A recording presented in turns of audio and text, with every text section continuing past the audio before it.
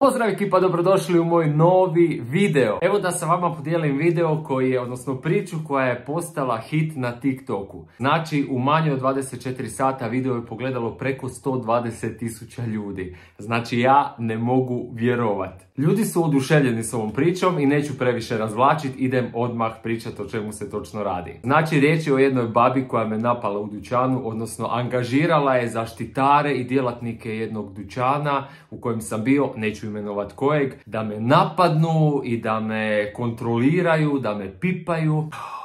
Bože moj, te babe su ne opasne, nego umno poremećene. Uglavnom ovako, otišao sam u jedan dućan, neću imenovat koji, jer nisam znao šta ću jest, nisam znao šta ću si napraviti za ručak. Uglavnom otišao sam si kupiti neke stvari. Prvo što mi je palo na pamet bila je tjestenina, mislio sam onu zelenu tjesteninu napraviti u umaku od kozica, onih morskih kozica, kako se on zove, gamberi. Ali nekako mi se nije to jelo, htio sam nešto brzo, bla bla bla. Uglavnom, ušao sam u taj dućan, uzeo sam koš normalno, ubacio si unutra onu tjesteninu dugačku, ne špagete nego onu ko gnjezda, ona fina, i onda to se ono kad se skuha se fino, to sve lijepo, dobro, nebitno. Uglavnom, razmišljao sam da li da napravim te kozice ili ne, ali rekao ne, dok se ono odmrznu, bla bla bla, preduga priča, idem si kupiti neki umak. I sada u dućanu nije bilo nikoga, znači gotovo prazan dućan. I šetam ovako kako imate ono police, oni redovi, i sada ulazim u taj red gdje su ti nekakvi umaci i vidim tamo stoji bakica, gospođa, nema nikoga. I ja onako polako vidim da su tamo umaci, otprilike vidim da je ta baba na istom mjestu gdje stoje i umaci, ali rekao, sad kad sam već otišao u shopping, onda ću pogledat šta sve ima, onako laganini shoppingirat, uživat. Ne moram si kupiti samo to što ću za ručak si danas praviti, nego mogu kupiti još nešto za sutra, preko sutra. I sad snimam onako polako, šuljam se, doslovno šuljam se, idem polako, gledam šta ima s lijeva, s desna, svimo tamo i dođem već do te gospođe. I sad vidim da ona stoji kraj, dole je bilo još nešto što je ona gledala, one pasate i ona sranja, a gore su bili ti umaci nekakvi arabijata, pesto genoveze i tako to nešto. I ja si sad razmišljam šta bi točno mogao uzet, šta bi mogao jest, šta mi se jede. Uvijek idem kao koji mi je šmek u ustima, onako pokušavam predvidjeti šta će mi odgovarati. I sad ja sam stao pokraj te gospođe, ne znam, možda pol metra udaljenosti, onako sa strane. I valjda sam bio tih i gospođa me nije čula i ja se sad ovako, nisam ju htio zamoliti da se makne, nego rekao ajde stajat ću iza te žene i gledat, umak je ne smeta mi jer je niska babica. I gledam i sad ono, odjednom, ali doslovno, ko iz vedra neba, odere baba. Prdne baba i to onako pošteno. Ja, znate mene da meni dovoljno pokazati mali prst na ruci, ja se smijem, međutim, uspio sam se nekako suzdržat i rekao idem napraviti situaciju, vjerojatno je ženi neugodno, iako žena mene nije ni skužila jer sam valjda bio toliko tih, a valjda nije čula ništa i onda je mislila da je sama, da ju niko neće čuti. Osim toga ti ne možeš isprogramirati koliko će biti jačina zvuka tog prdca. I ona ga je baš ono ruknula. I ja sad hoću ispast simpatičan, kao ne želim da joj bude neugodno, a ja sam sada tu. Jer da sam napravio bilo koji korak da me je skužila, vjerojatno bi ženi bilo neugodno, jer bi znala da sam čuo da je prdnula. I rekao, ajde, idem nešto da joj kao nabacim na nešto smiješno, bilo šta, da se zajedno nasmijemo. Ja kažem, opa gospođo, kao, jeli ste, šta je na meniju bio grah, kao, jeli ste grah, svi znamo da se od graha prdi.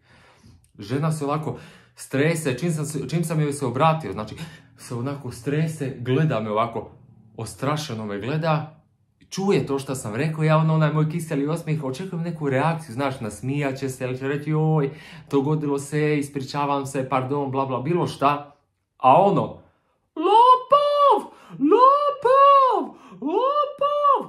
Počela se baba derat da lopov. Ja gledam, koji je lopov? Šta lopov? Gdje je lopov? Odjednom dotrči zaštitar, dolete ove djelatnice tamo u tom dućanu koje rade sa blagajne, sa svuda. Dobro da nisu iz onih ventilacijskih otvora djelatnice počele padati, skakati oko mene ko SWAT.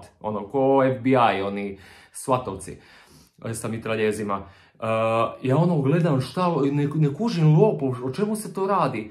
I baba odjednom, svi su oni došli i baba odjednom uperi prstom u mene i kaže ukro je, on je ukro je. Znači ja sam gledao, ja nisam mogao ljudi moji vjerovati, ja nisam riječi rekao, tele, umjesto da kažem retardirana babetino, koji je tebi, jesi ti normalna, ko je ukro? Ja budala šutim i gledam i divim se. I u jednom trenu obrati mi se zaštitar, onako kao drži ruku na pištolju, ko da će pucati u mene s onom tjesteninom i umakom u ruci, ko da sam najveći kriminalac i kaže, molim vas gospodine, neki tamo mrgut smrdljivi, odložite tu košaricu i okrenite se, izvadite što imate, da vidim što ste to uzeli. Sad djelatnice tamo, cijeli cirkus, svi ljudi gledaju najvećeg kriminalca na svijetu, a držim u ruci onaj pesto, onaj zeleni umak i tjestenina u košarici. Baba je negdje šmugnula, ja ju nisam vidio. Dobro da je šmugnula jer bi joj ja šmugnuo šaku onu staru smrežuranu facu. Znači ovako, mene su ti tamo ljudi, znači zaštitar me ispipao cijeloga. Ovi na TikToku su umirali od smijeha jer sam tamo to isprezentirao da neću imati nikakve potrebe za nikakvim keksom nakon toga jer me dobro ispipao po cijelom tijelu. I kad su ustanovili da ja nisam apsolutno ništa ukrao, jer ja u životu nisam ništa ukrao, ja sam poželio da ih tužim za zlostavljanje, jer on je mene doslovno ispipao. Ja ne znam da li taj lik voli cure ili dečke, ili možda voli oboje, ali on je bome pipao. Nije štedio, sve je živo ispipao po meni. I malo se previše zadržao i pipao tamo gdje nije trebao pipat. Ne znam šta je mislio da sam uzeo, bananu. Jel? Uglavnom, kad su ustanovili da nisam ništa uzeo, ja sam objasnio curama, djelatnicama tamo, pošto neke od njih znam, rekao sam čujte tako i tako, ispričao sam situaciju, baba je roknula prdež smrdež i one su se smijale, smijale ko lude, dok je ovaj mrdonja tamo mudo koji me ispipao, on je samo onako podmuklo gledao, on je mislio, ko zna šta je mislio da sam u šupak možda ugurao sebi nešto, a tu ne smije kopat. Vjerojatno mu je to palo na pamet, a htio je tu kopat, očito, jer mu sline su mu išle na usta koliko mu se sviđalo pipat, da li sam ja šta ukrao.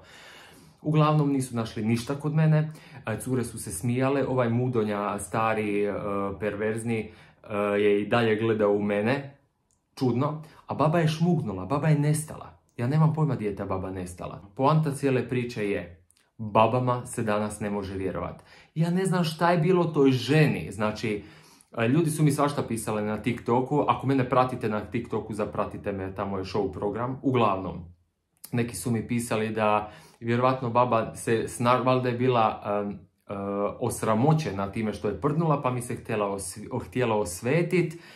Neki pišu da sam mogao ju zatražiti, kao ipak joj se obrati, dajte malo gospođo, samo malo, da si uzmem umak ili ne znam šta već ne.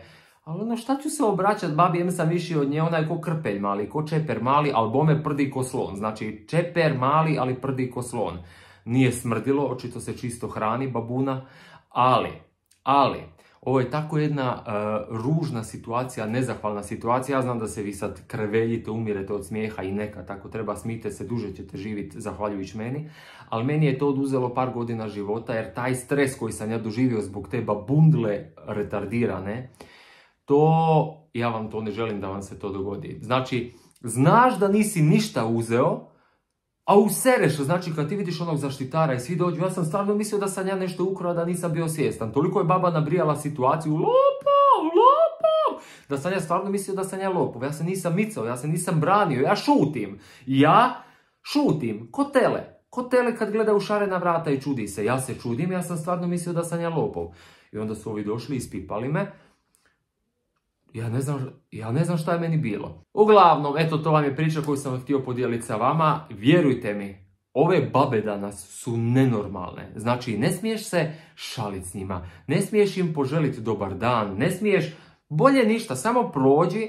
A da joj slučajno bude slabo na ulici i da se sruši, da ju ideš pipnuti, dignuti ju, reklo bi ti još da ju siluješ ili da ju napastuješ, da ju pipaš.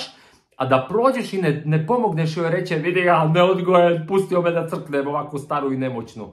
Znači, odvratne su te babetine. Ja ne znam, ja vam iskreno kažem, ja sve manje volim ljude, a sve više volim životinje. Sa životinjom znaš na čemu si, a sa ljudima nikad ne znaš. Ova babundula, smrdljiva, neodgojena, koja prdi po dućanu, je pokazala svoje pravo lice.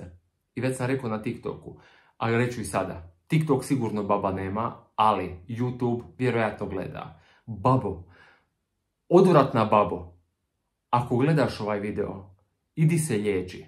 To bi bilo to, ljudi, što se tiče ovog prdež videa. Znam da ste se nasmijali, sada mi je smiješno, tad mi nije bilo smiješno.